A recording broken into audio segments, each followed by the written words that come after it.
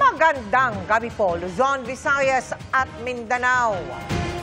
Malaman ang mensahe ngayong araw ng kasarinlan ni Vice President Sara Duterte na may batiko sa sinapit ng amang si dating Pangulong Rodrigo Duterte at may nabanggit din tungkol sa kinakaharap niyang impeachment complaint. Kasama niya sa Malaysia sina Senadora Amy Marcos at Robin Padilla, nakabilang sa mga hahatol sa kanya sa gumugulong ng impeachment proceeding ng Senado.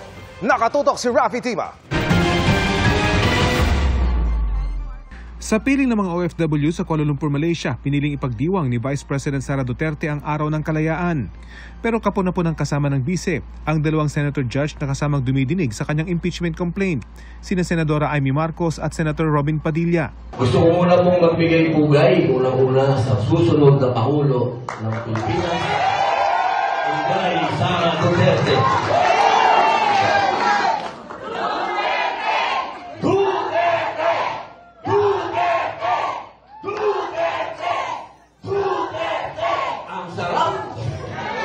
Kapag sinisigaw niya, lalo ako tumatapang eh. At higit sa lahat ang ating pinakamamahal, VP Inday Sara Duterte.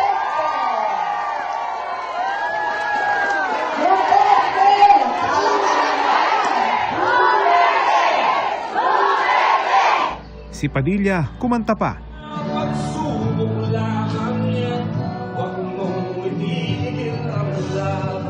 Si Marcos hindi napigilang banggitin ang impeachment hearing. Nagbiro pa siya tungkol sa ilang nangyari. Higit sa lahat, kamuntik nang buntalin si Senator Joel Villanueva. Maisog kami talaga. Ako nasigawan ko si Risa Ontiveros. Sorry ha. Pasensya. Hindi ko napilis. Alam po ninyo, isang gabi, dito na kami, tumayo kami bilang hukom at nagsuot ng damit bilang hukom. Nakita siguro ng iba sa inyo. Ayan. Pero kami, mga pasaway ni Robin, hindi kami nagsuot. Ayaw namin nun, pangit. It's not my color. Ayan.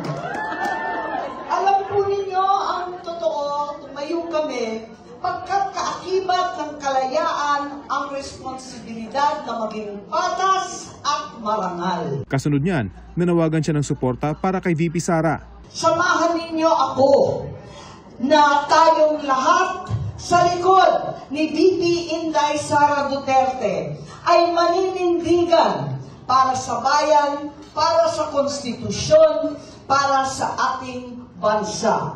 Dahil tayo ay malayang mamamayang Pilipino, ang mga tunay na hukom ng bayan.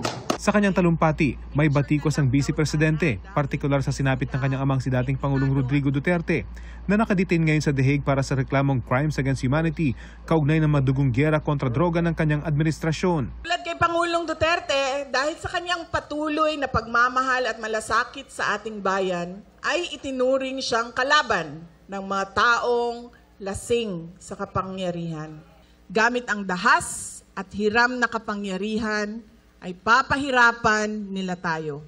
Nabanggit din niya ang nangyayari ngayong impeachment trial. Napanood niyo ba yung speech ni Senator Amy doon sa Senado? Marami ang nagsabi sa akin na naipaliwanag niya ng maayos kung ano ba yung nangyayari sa impeachment na ginagawa.